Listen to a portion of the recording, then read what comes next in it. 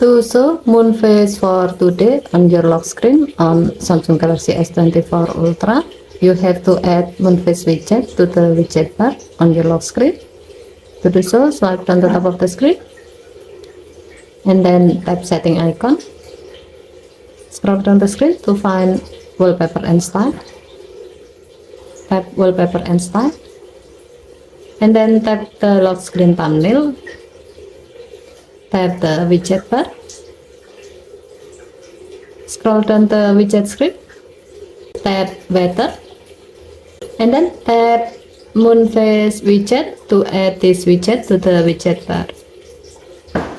Tap done button to save the change.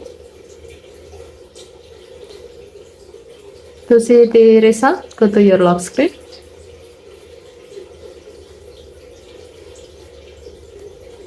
As you can see, now your phone will display the moon phase for today on the widget bar below the lock screen clock. Okay, thank you for watching. Please help to like and subscribe. Have a nice day.